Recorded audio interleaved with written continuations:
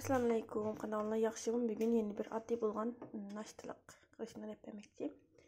Aldı bilan bunun bir desimizin içiga 2 tal tuxum. Ondan keyin bir çay qo'shib tuz. Ondan keyin yerim, yani bir çay bardak asıraq. Yağ. Ondan keyin bir stakan, su istakanı qatiq.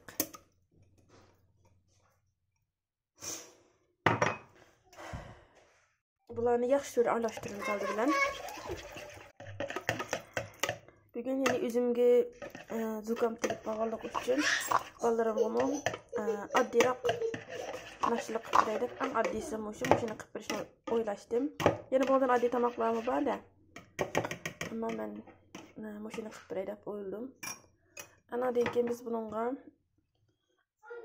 aldı bilan bir paket kabartma tuzumuzu döktük.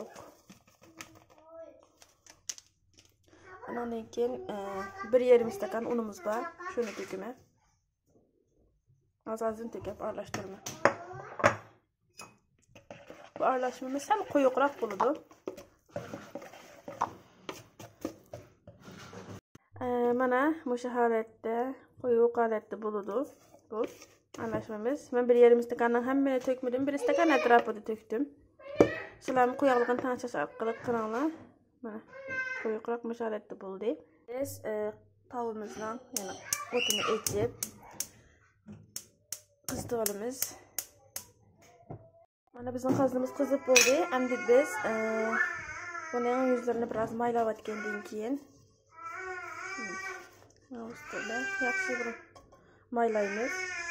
Maylab bo'lganda bir tal qo'shiqning yordamida bu aralashmamizni bir qo'shiqni tomoq qo'shig'ida aralashmamizdan tökümüz. Bak kalın bo'lib ketsa pişse sal ters olur shuning uchun kalın qilmay qilinglar.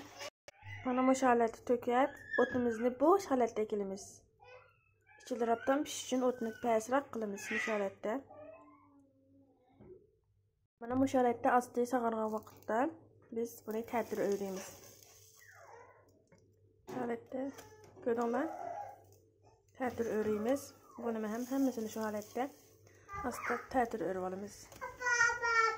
Mana bu holatda qizargan vaqtda shaxsimizga olsak bo'ldi. Har bir qadam sag'an vaqtda yana qazilimizni maylab turib qilamiz. Ikkinchi qatimida ham o'xshashlar, qazilimizni maylab turib andan keyin yana aralashmamizni to'kimiz bayamkiga o'xshash. O'tinlar cho'qim pes qilinglar, kuyib ketmaslik uchun.